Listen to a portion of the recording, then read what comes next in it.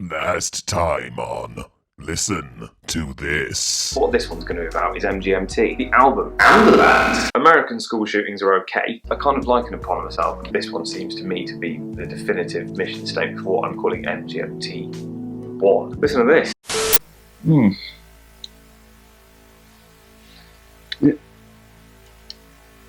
It's the morning now. Okay. Right, guys.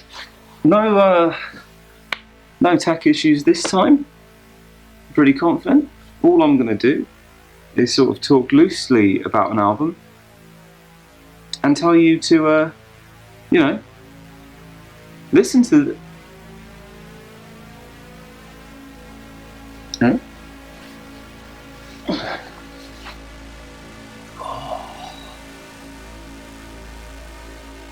Oh.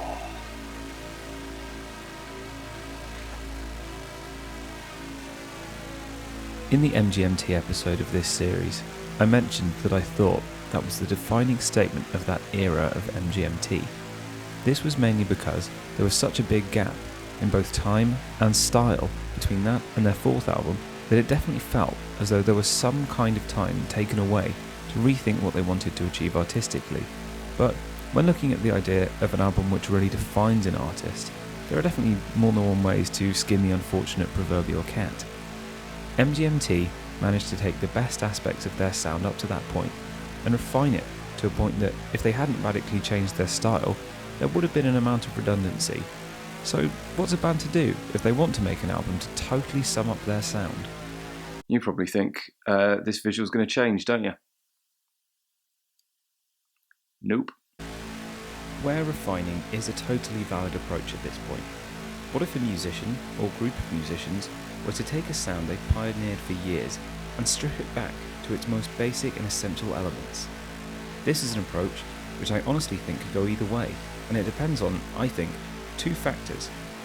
Firstly, is the band's sound unique enough and built on a solid enough foundation of uniqueness that stripping things back wouldn't just remove whatever frills there are that make them interesting in the first place? And secondly, does the process of doing this seem organic?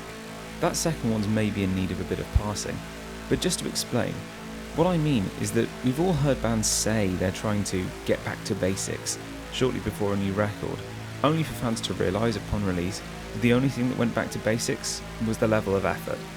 But what if there was some way that an album worth of recordings happened which brought a band's sound to a level so essential that it exceeded anything else in their discography in terms of raw, but ultimately subconscious, single-minded artistic intentionality? I can only apologise for that level of preamble before I've so much as mentioned the artist, the title, even the genre of this album. But here it is. It's Sunn, or Sunn O bracket bracket bracket to their fans, and their 2019 album Pyroclasts.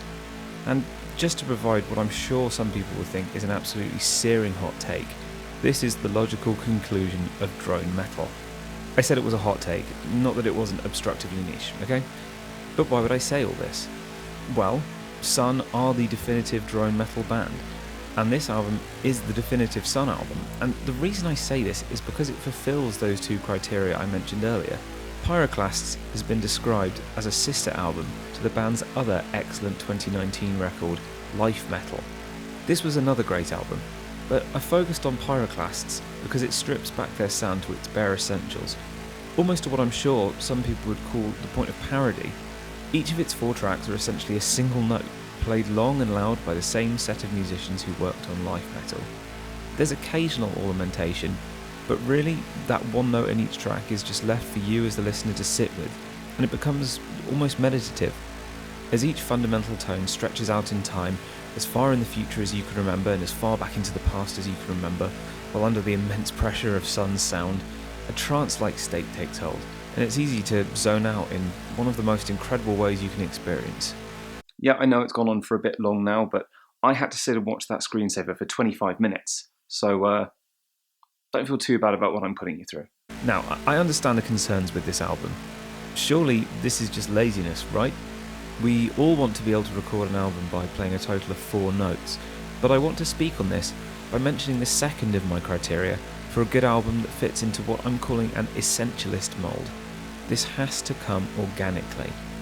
The sessions for Life Metal were preceded each day by the core band of Stephen O'Malley and Greg Anderson getting together in the studio with their session musicians and warming up with these extended drones, getting them in the right headspace for the day's recording and allowing an appreciation and understanding of the sounds they were creating in a way that they too have described as almost meditative. It just so happens that Steve Albini, the recording engineer who was doing the Life Metal sessions, had recorded these pieces, and lucky for us, the band decided they were worth releasing. Granted, there's a cynical view which says, oh yeah, of course that's what happened, you didn't think you could just make another album by doing 4 notes, but I don't think that they would have.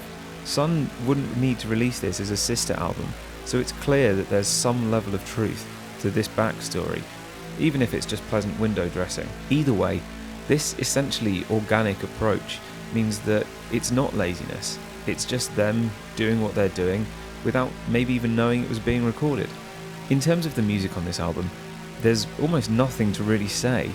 Rather, I would suggest that you find somewhere to sit where you won't be disturbed, hopefully with relatively little in the way of distraction. Put on the album as loud as you can, preferably with speakers, although a good pair of over-ear headphones will be fine too, and just sit with it. Allow it to wash over you, and ultimately, listen to this. Now, before we work out what's going on here, see you in the next one.